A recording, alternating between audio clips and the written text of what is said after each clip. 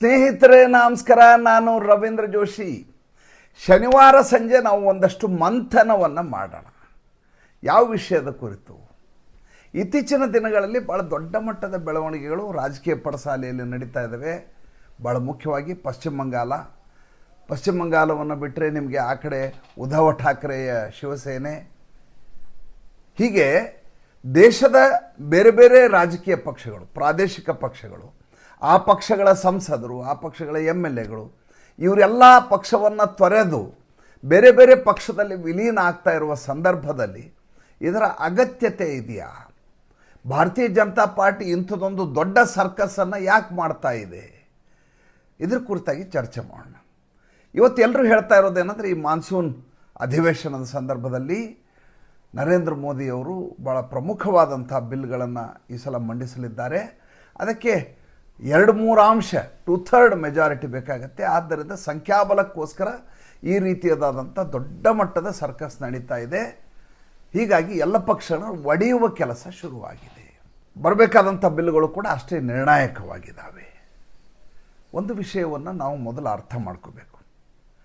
ನರೇಂದ್ರ ಮೋದಿಯವರ ಒಂದು ಘೋಷಣೆಯನ್ನು ಇವತ್ತು ನಾವು ನೆನಪು ಮಾಡ್ಕೊಳ್ಳಿ. ಅದೇನಪ್ಪ ಅಂತಂದರೆ, ಕಾಂಗ್ರೆಸ್ ಮುಕ್ತ ಭಾರತ ದೇಶದಲ್ಲಿ ಭಾರತೀಯ ಜನತಾ ಪಾರ್ಟಿ ಅನ್ನುವಂಥ ಅತಿ ದೊಡ್ಡದಾದಂಥ ರಾಷ್ಟ್ರೀಯ ಪಕ್ಷಕ್ಕೆ ಇವತ್ತು ಎದುರಾಳಿ ಪಕ್ಷ ಯಾವುದಾದ್ರೂ ಇದ್ದರೆ ಅದು ರಾಷ್ಟ್ರೀಯ ಮಟ್ಟದಲ್ಲಿ ಒಂದೇ ಒಂದು, ಅದು ಕಾಂಗ್ರೆಸ್ಸನ್ನು ಹೊರತುಪಡಿಸಿದರೆ ಆ ಮಟ್ಟಿನ ವ್ಯಾಪ್ತಿಯನ್ನು ಹೊಂದಿರುವಂಥ, ಅಷ್ಟು ಹಿನ್ನೆಲೆ ಇತಿಹಾಸವನ್ನು ಹೊಂದಿರುವಂಥ ಮತ್ತೊಂದು ಪಕ್ಷಗಳು ನಿಮ್ಗೆ ಸಿಗಲಿಕ್ಕೆ ಸಾಧ್ಯವಿಲ್ಲ. ಉಳಿದ ಪಕ್ಷಗಳೆಲ್ಲ ಪ್ರಾದೇಶಿಕ ಪಕ್ಷಗಳು, ಉಳಿದ ಪಕ್ಷಗಳೆಲ್ಲ ತಂದೆಯಿಂದ ಮಗ ಪಿತ್ರಾರ್ಜಿತವಾಗಿ ಬಂದಂಥ ಪಕ್ಷಗಳು. ಉಳಿದ ಪಕ್ಷಗಳು ಕೇವಲ ಪ್ರಾದೇಶಿಕವಾಗಿ ಮಾತ್ರ ತಮ್ಮನ್ನು ತಾವು ಗೊಳಿಸ್ಕೊಂಡಿರುವವು. ಅಂಥ ಪಕ್ಷಗಳನ್ನು ಬಿಟ್ಟರೆ ರಾಷ್ಟ್ರಮಟ್ಟದಲ್ಲಿ ಭಾರತೀಯ ಜನತಾ ಪಾರ್ಟಿಗೆ ಸೆಣಸಾಟಕ್ಕೆ ಸವಾಲು ಹಾಕಬಹುದಾದಂಥ ಪಕ್ಷಗಳ್ಯಾವೂ ಇಲ್ಲ. ಹಾಗಾಗಿ ನೇರವಾಗಿ 99 ಸೀಟು ಬಂದಿರುವಂಥ ಕಾಂಗ್ರೆಸ್ಸನ್ನು ಒಡೆದು ಒಂದು 45, 50, 60 ಸೀಟುಗಳನ್ನು ಪೂರ್ತಿ ಎಬ್ಬಿಸಿ ಕಾಂಗ್ರೆಸ್ಸನ್ನೇ ಇರಲಾರ್ದಾಗಿ ಮಾಡಬಹುದಲ್ಲ. ಅದನ್ನು ಬಿಟ್ಟು ಹೋಗಿ NCPI ಅನ್ನುವಂಥ ಯಾವುದೋ ಒಂದು ಪಕ್ಷದಲ್ಲಿ ವಿಲೀನ ಮಾಡಿಸೋದು, ಇಲ್ಲಿ ಹೋಗಿ ಏಕನಾಥ ಶಿಂದೆ ಪಕ್ಷದಲ್ಲಿ ವಿಲೀನ ಮಾಡಿಸೋದು, ಇನ್ನೆಲ್ಲೋ ಹೋಗಿ ಮತ್ತೊಂದು ಕಡೆ ಸೇರಿಸೋದು, ಅಥವಾ ಪ್ರತ್ಯೇಕ ಬಣ ಮಾಡಿಸೋದು, ಈ ರೀತಿ ಯಾಕೆ ಮಾಡ್ತಾ ಇದ್ದಾರೆ ನೋಡಿ. ಉದ್ಧವ್ ಠಾಕ್ರೆ ಅನ್ನುವಂಥ ಒಬ್ಬ ಪ್ರಭೃತಿ, ಆತ ಒಂದು ನಿರ್ಣಯವನ್ನು ತೆಗೆದುಕೊಂಡ ಹಿಂದೆ. ಏನಂತ? ತಕ್ಷಣದಲ್ಲಿ ನಾನು ಮುಖ್ಯಮಂತ್ರಿ ಆಗ್ತೀನಿ, ಹೀಗಾಗಿ ನಾನು ಮೈತ್ರಿಯನ್ನು ತೊರೆದು ಬರ್ತೀನಿ. 2019 ನಂತರ ದಿನಗಳಲ್ಲಿ ಮುಖ್ಯಮಂತ್ರಿ ಏನೋ ಅದಾದ ಮೇಲೆ ಆದಂಥದ್ದೇನು? ಅದಾದ ಮೇಲೆ ಪಕ್ಷದ ಮೇಲೆ ತನ್ನ ಹಿಡಿತವನ್ನೇ ಆತ ಕಳ್ಕೋಬೇಕಾಯಿತು. ತನ್ನ ಪಕ್ಷದ ಒಂದು ಬಣ ಬಂಡಾಯಗೊಂಡು ಏಕನಾಥ್ ಶಿಂದೆಯ ಬಣದ ಮೂಲಕ ಹೊರಗೆ ಹೋಗಬೇಕಾಯಿತು. ಮುಖ್ಯಮಂತ್ರಿ ಸ್ಥಾನವನ್ನು ಕಳ್ಕೋಬೇಕಾಯಿತು. ಸಂಪೂರ್ಣವಾಗಿ ನಾಮಾವಶೇಷಿಯಾಗಿ ಹೋಗ್ತಾರೆ ರಾಜಕೀಯವಾಗಿ. ಈಗ ಇರುವ ಒಂದು 4-5 ಜನ ಪದಾತಿ ದಳದವರನ್ನು ಇಟ್ಟುಕೊಂಡು ಪಕ್ಷ ಅಂತ ತನಗೆ ತಾನೇ ಹೇಳ್ಕೋಬಹುದೇ ವಿನಃ ಈತನ ಅಂಗಡಿಯಲ್ಲಿ ಈಗ ವ್ಯಾಪಾರ ಇಲ್ಲ. ಮಮತಾ ಬೇಗಂ ವಿಷಯಕ್ಕೆ ಬನ್ನಿ. ಮಮತಾ ಬೇಗಂ ಅವರು 2011ರಿಂದ ಯಾವ ಎಡರಂಗ ರಾಜಕಾರಣ ಮಾಡ್ತಾ ಇತ್ತು, ಅದೇ ಎಡರಂಗದ ರಾಜಕಾರಣವನ್ನು ಮುಂದುವರ್ಸ್ಕೊಂಬಂದದ್ದು. ಕಮ್ಯುನಿಸ್ಟರ ರಾಜಕಾರಣವನ್ನು ಮುಂದುವರ್ಸ್ಕೊಂಬಂದದ್ದು, ಹಿಂಸಾ ರಾಜಕಾರಣವನ್ನು ಮುಂದುವರ್ಸ್ಕೊಂಬಂದದ್ದು. ಏನದು? ಗಲ್ಲಿನಲ್ಲಿ ಒಂದು ಸ್ಪೋರ್ಟ್ಸ್ ಕ್ಲಬ್ ರೀತಿಯ ಕ್ಲಬ್ಗಳನ್ನು ಮಾಡಿಸೋದು, ಒಂದು 8-10 ಜನ ಗೂಂಡಾಗಳನ್ನು ಸಾಕುವುದು, ಅವ್ರಿಗೆ ಕಟ್ಟುಮನಿಗೆ ಎಲ್ಲದಕ್ಕೂ ಅವಕಾಶ ಮಾಡಿಕೊಡೋದು, ಅವರು ಕಾಂಟ್ರಾಕ್ಟ್ಗಳನ್ನು ಮಾಡಿಕೊಂಡು ಜನರನ್ನ ಹೆದರಿಸ್ಕೊಂಡು ಆ ಏರಿಯಾದಲ್ಲಿ ದಾದಾಗಿರಿ ಮಾಡಿಕೊಂಡು ಚುನಾವಣೆಯ ಸಂದರ್ಭದಲ್ಲಿ ಪಕ್ಷದ ಕಾರ್ಯಕರ್ತರಾಗಿ ಜಾಮಿಂಗ್ ಮಾಡಿ ಅಥವಾ ರಿಗ್ಗಿಂಗ್ ಮಾಡಿ ಚುನಾವಣೆಯನ್ನು ಗೆಲ್ಕೊಂಬರೋದು.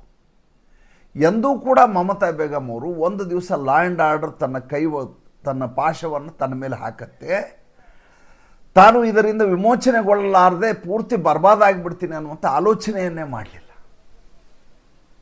15 ವರ್ಷಗಳ ಕಾಲ ನಡ್ಕೊಂಬಂತು. ಪ್ರತಿ ಬಾರಿ ಚುನಾವಣೆಯಲ್ಲಿ ಇದೆ, ಒಂದು ಜಾಮಿಂಗ್ ಮಾಡೋದು, ಇಲ್ಲ ರಿಗ್ಗಿಂಗ್ ಮಾಡೋದು, ಹೆದರಿಸೋದು, ಯಾರು ಮತ ಹಾಕ್ಲಿಕ್ಕೆ ಬರಲಾರ್ದಾಗ ನೋಡ್ಕೊಳ್ಳೋದು. ಇದು ಜೀವಮಾನ ಪರ್ಯಂತ ನಡೆಯುತ್ತೆ ಅಂತ ನಡ್ಕೊಂಡು ರಾಜಕಾರಣ ಮಾಡ್ಕೊಂಬಂದರು. ಅಲ್ಲಿ ಹೋದರೆ ನೀವು ತೇಜಸ್ವಿ ಯಾದವ್, ಆತ ಅಂದ್ಕೊಂಡದ್ದೇನು ಇಲ್ಲ, ನಮ್ಮದೇ ಕಮ್ಯುನಿಟಿಯ ಜನ ನಮಗೆ ಮತ ಹಾಕಿಬಿಟ್ರೆ, ಜೊತೆಗೆ ಮುಸಲ್ಮಾನರ ಸಹಾಯ ಸಿಕ್ಬಿಟ್ರೆ ನಾವು ಗೆಲ್ತೀವಿ, ನಮ್ಮನ್ನು ಯಾರು ಮುಟ್ಟಕ್ಕಾಗಲ್ಲ. ನಮ್ಮಮ್ಮ ಮುಖ್ಯಮಂತ್ರಿ ಇದ್ದಾಗಲೇ ಯಾರು ಸೋಲಿಸ್ಲಿಲ್ಲ, ನಮ್ಮ ಅಪ್ಪ ಮುಖ್ಯಮಂತ್ರಿ ಇದ್ದರು, ಇಡೀ ಖಾನ್ದಾನ್ ನಾವು ಮುಖ್ಯಮಂತ್ರಿಗಳು, ನಮ್ಮನ್ನು ಯಾರು ತಡವಲಿಕ್ಕಾಗಲ್ಲ. ಅಪ್ಪಿತಪ್ಪಿ ಏನೋ ನಿತೀಶ್ ಕುಮಾರ್ ಬಂದಿದ್ದಾರೆ, ಮತ್ತೆ ವಾಪಸ್ ಬರ್ತೀವಿ. ಅದೇ ಭ್ರಮೆಯಲ್ಲಿ ಅಖಿಲೇಶ್ ಯಾದವ್ ನಮ್ಮನ್ನು ಬಿಟ್ಟರೆ ಯಾರೂ ಇಲ್ಲ, MY ಕಾಂಬಿನೇಷನ್ ಒಂದು ಕಡೆ ಯಾದವರು, ಒಂದು ಕಡೆ ಮುಸಲ್ಮಾನರು, ಮತ್ತೊಂದು ಕಡೆ ಜಾಟ್ರು, ನಮ್ಮ ಕಾಂಬಿನೇಷನ್ ಮುಂದೆ ಯಾರೂ ಇಲ್ಲ. ಈ ಆಲೋಚನಾ ಶೈಲಿ ಇದೆಯಲ್ಲ, ಆ ಆಲೋಚನಾ ಶೈಲಿ ಮತ್ತು ಈ ರೀತಿಯಾದಂಥ ಪೈಪೋಟಿ ಕೊಡುವ ಒಂದು ಸಮುದಾಯ, ಒಂದು ಅಂಗಡಿಯ ವ್ಯವಸ್ಥೆ ಇದೆಯಲ್ಲ, ಇದನ್ನು ಮೊದಲು ಬ್ರೇಕ್ ಮಾಡಿದರೆ ಈ ದೇಶದಲ್ಲಿ ಹೊಸ ರಾಜಕಾರಣಕ್ಕೆ ನಾವು ಮುನ್ನುಡಿಯನ್ನು ಹಾಡಬಹುದು, ಶ್ರೀಕಾರವನ್ನು ಬರೆಯಬಹುದು ಅಂತ ಅಮಿತ್ ಶಾ ಮತ್ತು ನರೇಂದ್ರ ಮೋದಿ ಆಲೋಚನೆ ಮಾಡ್ತಾರೆ. ಚೆಸ್ ಆಟವನ್ನು ಜ್ಞಾಪಿಸಿಕೊಳ್ಳಿ. ಚೆಸ್ ಆಟದಲ್ಲಿ ರಾಜನನ್ನು ಯಾರು ಫಸ್ಟ್ ಹೊಡೆಯಲ್ಲ. ಫಸ್ಟಿಗೆ ಎದುರುಗಡೆ ಇರುವಂಥ ಸೈನಿಕರನ್ನು ಹೊಡೆಯಲಾಗತ್ತೆ, ಅದಾದಮೇಲೆ ಕುದುರೆ ಹೊಡೆಯಲಾಗತ್ತೆ, ಆನೆ, ಒಂಟೆ, ರಾಣಿ, ಕಟ್ಟ ಕಡೆಗೆ ಚೆಕ್ ಕೊಡೋದು ರಾಜನಿಗೆ. ಅದಾದಮೇಲೆ ಆತ ಒಂದೇ ಒಂದು ಹೆಜ್ಜೆ ಮೂವ್ ಆಗ್ಲಿಕ್ಕೆ ಸಾಧ್ಯವೇ ಇಲ್ಲ, ಅಲ್ಲಿ ಮುಗಿತಾಟ. ಮೊದಲೇ ರಾಜನಿಗೆ ಚೆಕ್ ಕೊಡಲಿಕ್ಕೆ ಯಾರೂ ಹೋಗೋದಿಲ್ಲ. ನೋಡಿ, ಇವತ್ತು ಮಮತಾ ಬೇಗಮ್ಮು ಸೋತ ತಕ್ಷಣ ಮಾಡಿದ ಮೊಟ್ಟ ಮೊದಲ ಕೆಲಸ ಯಾವುದು? ಸೋತ ತಕ್ಷಣ ಮಾಡಿದ ಮೊಟ್ಟ ಮೊದಲ ಕೆಲಸ ಏನು ಅಂದರೆ, ನಾನು ಕೇಂದ್ರಕ್ಕೆ ಹೋಗಿ ನರೇಂದ್ರ ಮೋದಿ ಅವರಿಗೆ ಸೆಡ್ಡು ಹೊಡಿತೀನಿ ಅಂತ ಆಕೆ ಹೇಳಿದರು. ಇಂಡಿಯಾ ಅಲಯನ್ಸನ್ನು ಪುನರ್ ಪ್ರತಿಷ್ಠಾಪನೆ ಮಾಡ್ತೀನಿ, ನಾವು ಮತ್ತೆ ಹೊಸದಾಗಿ ರ್ಯಾಲಿ ಮಾಡಲಿಕ್ಕೆ ಶುರು ಮಾಡೋಣ, ಮತ್ತೆ ನಾವು ಘೇರಾವ್ ಹಾಕೋಣ, ನರೇಂದ್ರ ಮೋದಿನ, ಭಾರತೀಯ ಜನತಾ ಪಾರ್ಟಿನ ಮುಗಿಸೋಣ ಅಂತ ಹೊರಟರು. ಅದೇ ಮಮತಾ ಬೇಗಮು ತನ್ನದೇ ರಾಜ್ಯದಲ್ಲಿ 243 ಸೀಟುಗಳಲ್ಲಿ 10 ಸೀಟುಗಳನ್ನು ಕಾಂಗ್ರೆಸ್ಸಿಗೆ ಬಿಟ್ಟುಕೊಡ್ಲಿಕ್ಕೆ ಸಿದ್ಧರಿರಲಿಲ್ಲ. ಅಂದರೆ ತಮ್ಮ ಸ್ವಾರ್ಥ ಲಾಲಸೆಗಾಗಿ ತಮ್ಮ ಪಕ್ಷಕ್ಕೆ ಪೈಪೋಟಿ ಕೊಡುವಂಥ ಯಾವುದೇ ಎದುರಾಳಿ ಪಕ್ಷವನ್ನು ಇವರು ಇಟ್ಕೊಳ್ಳಿಕ್ಕೆ ತಯಾರಿಲ್ಲ. ಹಾಗಾದರೆ ಏನು ಮಾಡಬೇಕು? ಮೊದಲು ಬ್ರಿಟಿಷರು ಮಾಡಿದ್ದು ಏನು ಮಾಡಿದರು? ಬ್ರಿಟಿಷರು ಮಾಡಿದ್ದು ಅದನ್ನೇ, ಒಂದೊಂದೇ ರಾಜ್ಯಕ್ಕೆ ನುಗ್ಗಿದ್ರು. ಆ ರಾಜ್ಯದವ್ರ ಜೊತೆ ಒಂದೋ ಯುದ್ಧವನ್ನು ಮಾಡಿ ಗೆಲ್ಲೋದು, ಇಲ್ಲ ಅವ್ರು ಬಂದು ತಮಗೆ ಕಪ್ಪ ಕಾಣಿಕೆಯನ್ನು ಸಲ್ಲಿಸಿ ನಾವು ಹೇಳ್ದಂಗೆ ಕೇಳ್ಕೊಂಡಿರ್ರಿ ಅನ್ನೋದು. ಈಗ ಭಾಳ ಸ್ಪಷ್ಟವಾದಂಥ ಚಿತ್ರಣ ಕಣ್ಣೆದುರಿಗಿದೆ. ಏನು?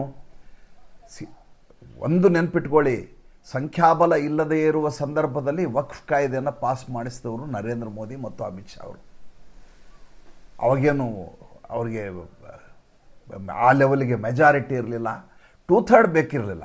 ಆದರೆ ಪಕ್ಷಕ್ಕೆ ಇರಬೇಕಾದಂಥ ಬಹುಮತವೇ ಇರಲಿಲ್ಲ ಭಾರತೀಯ ಜನತಾ ಪಾರ್ಟಿಗೆ. ಒಂದು ಕಡೆ ನಿತೀಶ್ ಕುಮಾರ್, ಇನ್ನೊಂದು ಕಡೆ ಚಂದ್ರಬಾಬು ನಾಯ್ಡು, ಅಂಥವ್ರನ್ನ ಇಟ್ಕೊಂಡು ಮುಸಲ್ಮಾನರ ವಕ್ಫ್ ಬೋರ್ಡನ್ನು, ಬಿಲ್ಲನ್ನು, ತಿದ್ದುಪಡಿಯನ್ನು ಪಾಸ್ ಮಾಡಿಸಿದವರು. ಆ ತಂತ್ರಗಾರಿಕೆಯನ್ನು ಅವ್ರು ಯಾರಿಗೂ ಹೇಳಿಕೊಡ್ಬೇಕಾಗಿಲ್ಲ. ಆದರೆ ಈ ದೇಶದಲ್ಲಿ ರಾಜಕಾರಣದ ಹೊಸ ಉದಯ ಆಗಬೇಕು ಅಂದರೆ, ಮನ್ವಂತರ ಆಗಬೇಕು ಅಂದರೆ, ಹೊಸ ಪರ್ವ, ಹೊಸ ಶಕೆಗೆ ನಾಂದಿಯನ್ನು ಹಾಡಬೇಕು ಅಂದರೆ, ಈ ದೇಶದಲ್ಲಿ ಎಲ್ಲ ಕಡೆ ಹರಡಿ ಹೋಗಿರುವಂಥ ಈ ಚಿತ್ರ ವಿಚಿತ್ರ ಶಕ್ತಿಗಳ ರೀತಿಯ ಪಕ್ಷಗಳೇನಿದ್ದಾವೆ ಅವನ್ನ ಫಸ್ಟ್ ಮುಗಿಸ್ಬಿಡ್ಬೇಕು. ಅದು ಮುಗಿದಾಗ ಏನಾಗುತ್ತೆ? ಎದುರು ಬದರು ಕಾಂಗ್ರೆಸ್ಸು ಮತ್ತು ಭಾರತೀಯ ಜನತಾ ಪಾರ್ಟಿ ಬರುತ್ತೆ. ಭಾರತೀಯ ಜನತಾ ಪಾರ್ಟಿಗೆ ಕಾಂಗ್ರೆಸ್ಸು ಯಾಕೆ ದೊಡ್ಡ ಸಮಸ್ಯೆ ಅಲ್ಲ? ಯಾಕೆ ಸಮಸ್ಯೆ ಅಲ್ಲ ಅಂದರೆ ಅಲ್ಲಿ ರಾಹುಲ್ ಗಾಂಧಿ ಇದ್ದಾರೆ. ರಾಹುಲ್ ಗಾಂಧಿ ನೋಡಿ, ಸಣ್ಣ ಉದಾಹರಣೆ ಹೇಳ್ತೀನಿ.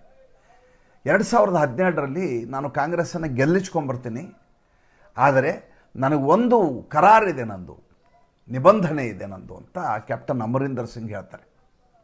ಮುಂದೆ ಅವರು ಮುಖ್ಯಮಂತ್ರಿ ಆದರು. ಏನಂತ? 2017ರ ಚುನಾವಣೆಯಲ್ಲಿ ಪಂಜಾಬದಲ್ಲಿ ರಾಹುಲ್ ಗಾಂಧಿ ಬಂದು ರ್ಯಾಲಿ ಮಾಡಬಾರ್ದು, ಹಾಗೆ ನೀವು ಅವಕಾಶ ಮಾಡಿಕೊಟ್ರೆ, ಅವ್ರು ಬರಲಾರ್ದಂಗೆ ನೀವು ನೋಡಿಕೊಂಡದ್ದೇ ಆದರೆ ನಾನು ಖಂಡಿತವಾಗಿ ಕಾಂಗ್ರೆಸ್ಸನ್ನು ಪಂಜಾಬ್ದಲ್ಲಿ ಗೆಲ್ಲಿಸ್ಕೊಂಬರ್ತೀನಿ. ಮಾತಿನ ಪ್ರಕಾರ ರಾಹುಲ್ ಗಾಂಧಿಯಲ್ಲಿ ಪ್ರಚಾರಕ್ಕೆ ಹೋಗಲೇ ಇಲ್ಲ, ಬೇರೆ ಕಡೆ ಎಲ್ಲ ಓಡಾಡಿದ್ರು, ಅಲ್ಲಿ ಮಾತ್ರ ಬರಲಿಲ್ಲ. ಕಾಂಗ್ರೆಸ್ ಗೆಲ್ತು. ಕ್ಯಾಪ್ಟನ್ ಅಮರೀಂದರ್ ಸಿಂಗ್ ಮುಖ್ಯಮಂತ್ರಿ ಆದರು. ಮುಂದೆ ಕೆಲವು ಕಾಲದ ನಂತರ ಚರಣ್ಜಿತ್ ಸಿಂಗ್ ಚೆನ್ನಿನ ತರಲಾಯಿತು, ನವಜೋತ್ ಸಿಂಗ್ ಸಿದ್ದು ಬಂಡಾಯ ಹೋದರು, ಅದೆಲ್ಲ ಬೇರೆ ವಿಚಾರ. ರಾಹುಲ್ ಗಾಂಧಿ ಪಕ್ಷಕ್ಕೆ ದೊಡ್ಡದಾದಂಥ ಮಾರಕ. ಆತ ಪಕ್ಷವನ್ನು ಮುಗಿಸುವ ನಿಟ್ಟಿನಲ್ಲಿ ಆತನ ಭಾಷಣ, ಆತನ ನಡೆ ಎಲ್ಲ ಇರ್ತದೆ. ಆದ್ದರಿಂದ ಆತ ಬೇಡ ಅಂತ ಕ್ಯಾಪ್ಟನ್ ಅಮರೀಂದರ್ ಸಿಂಗ್ ಪರೋಕ್ಷವಾಗಿ ಅವತ್ತು ಹೇಳಿತ್ತು. ಈಗ ನರೇಂದ್ರ ಮೋದಿ ಅವರು ಕಾಂಗ್ರೆಸ್ ಮೇಲೆ ಯಾಕೆ ಕಣ್ಣಿಡೋದಿಲ್ಲ? ಅಮಿತ್ ಶಾ ಯಾಕೆ ಅದ್ರ ಮೇಲೆ ಕಣ್ಣಿಟ್ಟಿಲ್ಲ? ಯಾಕೆಂದರೆ ಎಲ್ಲಿವರೆಗೂ ರಾಹುಲ್ ಗಾಂಧಿ ಇರ್ತಾರೋ ಅಲ್ಲಿವರೆಗೂ ಅದನ್ನು ನೋಡಿ. ಒಂದು ಕಾಲಕ್ಕೆ ಇಂದಿರಾ ಗಾಂಧಿ ಇದ್ದರು, ಅದಾದಮೇಲೆ ರಾಜೀವ್ ಗಾಂಧಿ ಬಂದರು, ಅದಕ್ಕಿಂತ ಮುಂಚೆ ನೆಹರು ಇದ್ದರು. ನೆಹರುವಿಯನ್ ಪಾಲಿಟಿಕ್ಸ್ ಅಂತ ಏನು ಹೇಳ್ತೀವಿ, ನೆಹರುವಾದದ ಪಾಲಿಟಿಕ್ಸ್ ಅಂತ ಹೇಳ್ತೇವೆ. ಅವಾಗ ಕೂಡ ದೊಡ್ಡ ದೊಡ್ಡ ಕುಶಾಗ್ರಮತಿಗಳು, ಚಾಣಾಕ್ಷರು ರಾಜಕಾರಣದಲ್ಲಿ ಜೊತೆಗಿದ್ದರು. ಅವ್ರಿಗೆ ಅವ್ರು ಹೇಳ್ದಂಗೆ ನಡೀತಾ ಇತ್ತು, ನೆಹರು ಹೇಳ್ದಂಗೆ ನಡೆದರೂ ಕೂಡ ಪ್ರಶ್ನೆ ಮಾಡುವ ಮತ್ತು ಅದನ್ನು ಹೊರಗೆ ಹಚ್ಚುವಂಥ ಒಂದು ದೊಡ್ಡದಾದಂಥ ತಂಡ ಯಾವಾಗಲೂ ಇರ್ತಾಯಿತ್ತು. ಇನ್ಕ್ಲೂಡಿಂಗ್ ಇಂದಿರಾ ಗಾಂಧಿ ಅವರ ಕಾಲದಲ್ಲಿಯೂ ಕೂಡ ಇಂದಿರಾ ಗಾಂಧಿ ಅಂಥವರ ಮಧ್ಯೆಯಲ್ಲಿ ನಾಯಕತ್ವವನ್ನು ರೂಢಿಸ್ಕೊಂಡಂಥವ್ರು. ಒಬ್ಬರಲ್ಲ ಇಬ್ಬರಲ್ಲ, ಬೇಕಾದಷ್ಟು ಜನ ಇದ್ದರು ಅವ್ರ ಜೊತೆಗೆ. ಆದರೆ ಈಗ ರಾಹುಲ್ ಗಾಂಧಿ ಆ ರೀತಿಯದಾದಂಥ ಕುಶಾಗ್ರಮತಿಗಳನ್ನು, ಚಾಣಾಕ್ಷರನ್ನು, ರಾಜಕೀಯ ದಾಳವನ್ನು ಉರುಳಿಸಬಲ್ಲಂಥ ತಜ್ಞರನ್ನು ಜೊತೆಗೆ ಎತ್ಕೊಳ್ಳಿಕ್ಕೆ ಇಷ್ಟಪಡಲ್ಲ. ತಾನು ಹೇಳಿದ್ದಕ್ಕೆ ಹೂಂಕರಿಸುವ, ತಾನು ಹೇಳಿದ್ದನ್ನು ಹೂಗುಟ್ಟುವ ವಿದೂಷಕರನ್ನು ಜೊತೆಗೆ ಎತ್ಕೋತಾರೆ. ಅವರಿಗೆ ಕರಟಕ ದಮನಕಗಳು ಬೇಕು, ಅವರಿಗೆ ಮಲ್ಲಿಕಾರ್ಜುನ ಮುತ್ಯ ಬೇಕು. ನಿಮ್ಮಿಂದಲೇ ನಮ್ಮ ರಾಜಕಾರಣ ಅಂತ ಪ್ರತಿಕ್ಷಣದಲ್ಲಿ ಭೋಪರಾಕ್ ಹೇಳುವಂಥ ಜನ ಬೇಕು. ಹೀಗಾಗಿ ರಾಹುಲ್ ಗಾಂಧಿ ಪ್ರತಿಕ್ಷಣವೂ ಎಡವುತ್ತಾ ಇರ್ತಾರೆ. ಹಾಗೆ ಎಡವುವುದು ಭಾರತೀಯ ಜನತಾ ಪಾರ್ಟಿಗೆ, ನರೇಂದ್ರ ಮೋದಿಗೆ, ಅಮಿತ್ ಶಾಗೆ ಭಾಳ ಒಂದು ರೀತಿಯ ಹಿತವನ್ನು ಕೊಡುತ್ತದೆ. ಆ ಹಿತ ಕೊಡೋದ್ರಿಂದ ಕಾಂಗ್ರೆಸ್ಸನ್ನು ಬದಿಗೆ ಇಟ್ಟಿದ್ದಾರೆ. ಯಾಕೆ ಬದಿಗೆ ಇಟ್ಟಿದ್ದಾರೆ? ಉಳಿದ ಆನೆ, ಒಂಟೆ, ಕುದುರೆ ಎಲ್ಲವನ್ನೂ ಹೊಡಿತಾ ಇದ್ದೀವಿ. TMC ಮುಗಿದು ಹೋಯಿತು. ಪಕ್ಷದಲ್ಲಿ ಸೇರಿಸ್ಕೊಳ್ಳೋದಿಲ್ಲ. ಯಾಕೆ ಸೇರಿಸ್ಕೊಳ್ಳೋದಿಲ್ಲ? NCPI ಅಂತ ಅಡ್ರೆಸ್ ಇರಲಾರ್ದ ಪಕ್ಷದಲ್ಲಿ ಹೋಗಿ ಸೇರಿಕೊಳ್ಳಿ ಅಂದರು.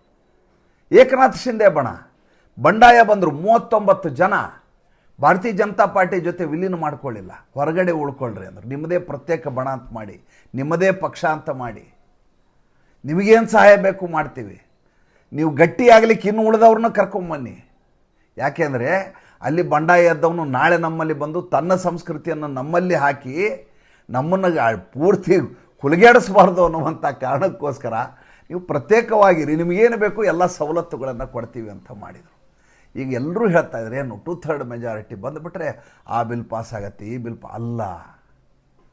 ನರೇಂದ್ರ ಮೋದಿ, ಅಮಿತ್ ಶಾ ಅವರು ಬರುವ ಮಾನ್ಸೂನ್ ಅಧಿವೇಶನದ ಬಗ್ಗೆ ಆಲೋಚನೆಯನ್ನೇ ಮಾಡೋದಿಲ್ಲ.